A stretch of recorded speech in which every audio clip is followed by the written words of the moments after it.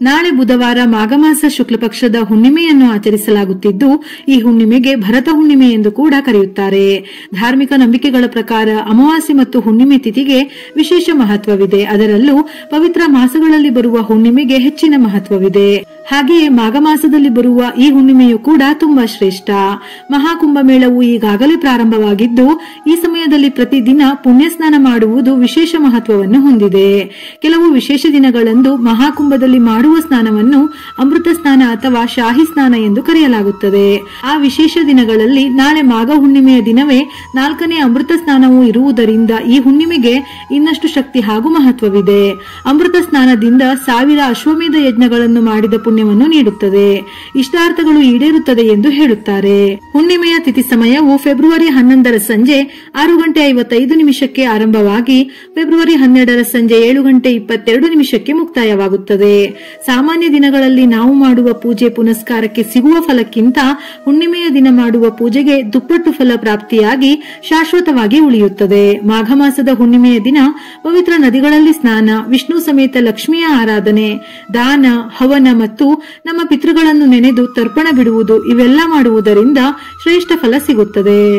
ಪೂಜೆ ಪುನಸ್ಕಾರದ ಜೊತೆಗೆ ನಾವು ಮಾಡುವ ದಾನದಿಂದಲೂ ನಮಗೆ ಪುಣ್ಯ ಲಭಿಸುತ್ತದೆ. ಅಂದರೆ ಮಾಘ ಹುಣ್ಣಿಮೆಯ ದಿನ ದಾನ ಮಾಡಿದರೆ ಸ್ವರ್ಗಲೋಕ ಪ್ರಾಪ್ತಿಯಾಗುತ್ತದೆಯಂತೆ. ಇದರ ಜೊತೆಯಲ್ಲಿ ಈ ದಿನ ಮಾಡುವ ಸಣ್ಣ ಪುಟ್ಟ ಪೂಜೆ ಪುನಸ್ಕಾರ ದಾನಗಳಿಂದ 1000 ಪಟ್ಟು ಪುಣ್ಯ ಲಭಿಸುತ್ತದೆ. ಪುರಾಣಗಳ ಪ್ರಕಾರ ಮಾಘ ಹುಣ್ಣಿಮೆಯ ದಿನ ಸಾಕ್ಷಾತ್ ವಿಷ್ಣು ದೇವರು ಗಂಗಾ ನದಿಯಲ್ಲಿ ಇರುತ್ತಾರೆ ಎಂದು ಹೇಳುತ್ತಾರೆ. ಮಾಘ ಹುಣ್ಣಿಮೆಯ ದಿನ ಸ್ವತಃ ದೇವಾನು ದೇವತೆಗಳೇ ಭೂಮಿಗೆ ಬಂದು ತ್ರಿವೇಣಿ ಸಂಗಮದಲ್ಲಿ ಸ್ನಾನ ಮಾಡಿ ತಪಸ್ಸು ಮಾಡುತ್ತಾರೆ. ಹಾಗಾಗಿ ಈ ದಿನ ಗಂಗಾ ನದಿ ಅಥವಾ ಯಾವುದಾದರೂ ಪುಣ್ಯ ನದಿಗಳಲ್ಲಿ ಸ್ನಾನ ಮಾಡಿದರೆ ತಿಳಿದು ತಿಳಿಯದೆಯೋ ಆಗಿರುವ ದೋಷದಿಂದ ಸರ್ವ ಪಾಪಗಳೆಲ್ಲ ನಿವಾರಣೆಯಾಗಿ ಮೋಕ್ಷ ಪಡೆಯುತ್ತಾರೆ ಎನ್ನುವ ನಂಬಿಕೆ. ಈ ದಿನ ಗಂಗಾ ನದಿ ಅಥವಾ ಪವಿತ್ರ ನದಿಗಳಲ್ಲಿ ಸ್ನಾನ ಮಾಡಲು ಸಾಧ್ಯವಾಗದೇ ಇದ್ದರೆ ಸ್ನಾನದ ನೀರಿಗೆ ಗಂಗಾಜಲವನ್ನು ಸೇರಿಸಿ ಸ್ನಾನ ಮಾಡಿದರೂ ಗಂಗಾ ನದಿಯಲ್ಲಿ ಸ್ನಾನ ಮಾಡಿದಷ್ಟೇ ಪುಣ್ಯ ಫಲ ಸಿಗುತ್ತದೆ. ಸ್ನಾನ ಮಾಡುವಾಗ ಗಂಗಾ, ಗೋದಾವರಿ, ಕೃಷ್ಣ ಮುಂತಾದ ಪವಿತ್ರ ನದಿಗಳ ನಾಮಸ್ಮರಣೆಯನ್ನು ಮಾಡಿ ವಿಷ್ಣು ತಾಯಿ ಲಕ್ಷ್ಮೀ ದೇವಿಯನ್ನು ಪ್ರಾರ್ಥನೆ ಮಾಡಬೇಕು. ಇಲ್ಲವಾದರೆ ಕಲ್ಲು ಉಪ್ಪು ಲಕ್ಷ್ಮೀ ದೇವಿಗೆ ಪ್ರಿಯವಾದ ವಸ್ತುಗಳಲ್ಲಿ ಒಂದಾಗಿದೆ. ಹಾಗಾಗಿ ಈ ಮಾಘ ಹುಣ್ಣಿಮೆಯ ದಿನ ಬೆಳಿಗ್ಗೆ ನೀರಿನಲ್ಲಿ ಸ್ವಲ್ಪ ಕಲ್ಲು ಉಪ್ಪನ್ನು ಹಾಕಿ ಸ್ನಾನ ಮಾಡಿ. ಈ ರೀತಿ ಮಾಡುವುದರಿಂದ ನಿಮ್ಮ ಜಾತಕದಲ್ಲಿರುವ ಎಲ್ಲಾ ದುರಾದೃಷ್ಟಗಳು ದೂರವಾಗುತ್ತವೆ. ನೀವು ಅದ್ಭುತ ಅದೃಷ್ಟವನ್ನು ಪಡೆಯಬಹುದು.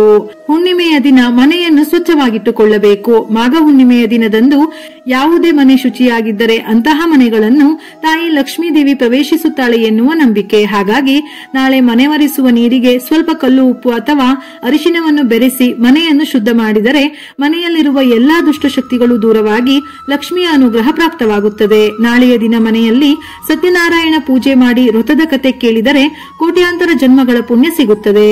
ನಾಳೆಯ ದಿನ ಸ್ನಾನದ ನಂತರ ಸೂರ್ಯದೇವನನ್ನು ಸ್ಮರಿಸಿ ಸೂರ್ಯನಿಗೆ ಅರ್ಘ್ಯವನ್ನು ಅರ್ಪಿಸುವುದು, ಕಪ್ಪು ಎಳ್ಳಿನಿಂದ ಪಿತೃಗಳಿಗೆ ತರ್ಪಣವನ್ನು ನೀಡಿದರೆ ತುಂಬಾ ಒಳ್ಳೆಯದು. ಈ ದಿನ ದೇವರ ನೈವೇದ್ಯಕ್ಕೂ ಕಪ್ಪು ಎಳ್ಳನ್ನು ಇಟ್ಟು ಪೂಜೆ ಮಾಡಬಹುದು.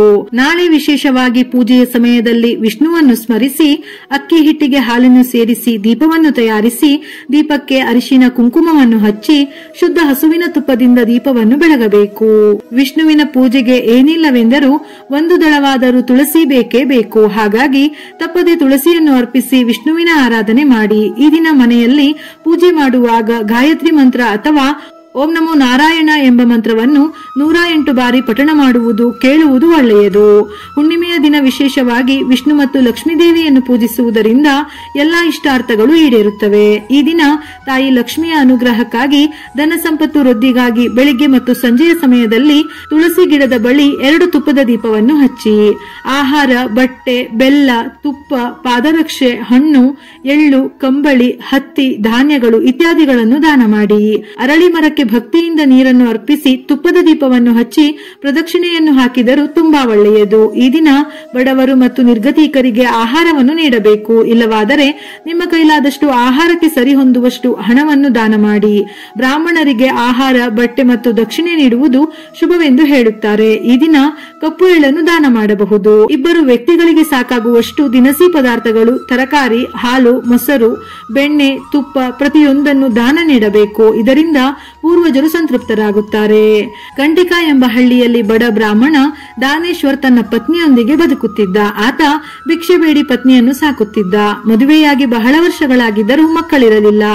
ಹೀಗಾಗಿ ಆತನ ಪತ್ನಿಯನ್ನು ಎಲ್ಲರೂ ಬಂಜೆ ಎಂದು ಹಂಗಿಸುತ್ತಿದ್ದರು. ಒಮ್ಮೆ ಊರಿಗೆ ಬಂದ ಸನ್ಯಾಸಿಯೊಬ್ಬರು ದಾನೇಶ್ವರ್ ದಂಪತಿಗಳ ಕೊರಗನ್ನು ತಿಳಿದು ಸತತವಾಗಿ 16 ದಿನಗಳ ಕಾಲ ಕಾಳಿಯ ಉಪಾಸನೆ ಮಾಡಲು ಸೂಚಿಸಿದರು. ಅದರಂತೆ ಪತಿ ಪತ್ನಿ ಇಬ್ಬರು ಶ್ರದ್ಧಾಭಕ್ತಿಯಿಂದ ಕಾಳಿಯನ್ನು ಪೂಜಿಸಿದಾಗ 16ನೇ ದಿನ ಕಾಣಿಸಿಕೊಂಡ ಕಾಳಿಯು ಇವರಿಬ್ಬರಿಗೂ 32 ಹುಣ್ಣಿಮೆಯ ದಿನ ತಪ್ಪದೆ ಉಪವಾಸ ಮಾಡಿ ದೀಪ ಹಚ್ಚಿ ಹುಣ್ಣಿಮೆಯ ವ್ರತ ಆಚರಿಸುವಂತೆ ಹೇಳಿದಳು. 32 ಹುಣ್ಣಿಮೆ ತಿಥಿಗಳ ಬಳಿಕ ದಾನೇಶ್ವರನ ಪತ್ನಿ ಗರ್ಭವತಿಯಾಗಿ ಗಂಡು ಮಗುವಿಗೆ ಜನ್ಮವಿತ್ತಳು. ದಂಪತಿಗಳಿಬ್ಬರು ದೇವಿದಾಸ ಎಂದು ಹೆಸರನ್ನು ಇಟ್ಟರು. ನಂತರ 16 ವರ್ಷದ ಬಳಿಕ ಯಮರಾಜ ದೇವಿದಾಸನ ಜೀವ ತೆಗೆದುಕೊಳ್ಳಲು ಬಂದ. ಆದರೆ ಆತನ ತಂದೆ ತಾಯಿ ಮಾಡಿದ ಹುಣ್ಣಿಮೆಯ ವ್ರತದ ಫಲವಾಗಿ ದೇವಿದಾಸ್ ಪ್ರಾಣ ತೆಗೆಯಲು ಯಮನಿಗೆ ಸಾಧ್ಯವಾಗಲಿಲ್ಲ. ಅವರ ವ್ರತದ ಫಲವಾಗಿ ಮಗನು ಅಕಾಲಿಕ ಸಾವು ನೋವಿನಿಂದ ಮುಕ್ತನಾಗಿದ್ದ. ಇದಕ್ಕೆ ಅಲ್ಲವೇ ತಂದೆ ತಾಯಿ ಮಾಡಿದ ಪುಣ್ಯ ಮಕ್ಕಳನ್ನು ಕಾಯುತ್ತದೆ ಎನ್ನುವುದು. ಇದೇ ಮಾಘ ಹುಣ್ಣಿಮೆಯ ವ್ರತದ ಕತೆ. ನಾಳೆಯ ದಿನ ಈ ವ್ರತದ ಕಥೆಯನ್ನು ನೀವು ಹೇಳುವುದರಿಂದ ಅಥವಾ ಕೇಳುವುದರಿಂದ ಅದ್ಭುತ ಪುಣ್ಯ ಲಭಿಸುತ್ತದೆ. ಸಂಜೆ ಚಂದ್ರನನ್ನು ಪೂಜಿಸಿ ಚಂದ್ರನಿಗೆ ಹಸಿ ಹಾಲಿನಿಂದ ಅರ್ಘ್ಯವನ್ನು ಅರ್ಪಿಸಿದರೆ ಜಾತಕದಲ್ಲಿರುವ ದೋಷ, ಮಾನಸಿಕ ಒತ್ತಡಗಳು ನಿವಾರಣೆ ಆಗುತ್ತದೆ. ನಂತರ ನಿಮ್ಮ ಮನೆಯ ದಕ್ಷಿಣ ದಿಕ್ಕಿನಲ್ಲಿ ಎಳ್ಳಿನ ಎಣ್ಣೆಯಿಂದ ದೀಪ ಬೆಳಗಿ ಪಿತೃಸ್ತೋತ್ರವನ್ನು ಪಠಿಸಿ. ಇದರಿಂದ ಪೂರ್ವಜರ ಆತ್ಮಗಳಿಗೆ ಶಾಂತಿ ನೀಡುವುದಲ್ಲದೆ ಪಿತೃದೋಷವನ್ನು ನಿವಾರಿಸಲು ಸಹಾಯ ಮಾಡುತ್ತದೆ. ನಾಳೆಯ ದಿನ ಸ್ನಾನ, ದಾನ, ಪೂಜೆ ಮಾಡುವುದರಿಂದ ಮನೆಯಲ್ಲಿ ಆರ್ಥಿಕ ಬಿಕ್ಕಟ್ಟು ನಿವಾರಣೆಯಾಗಿ ಆರೋಗ್ಯ ವೃದ್ಧಿಯಾಗುತ್ತದೆ.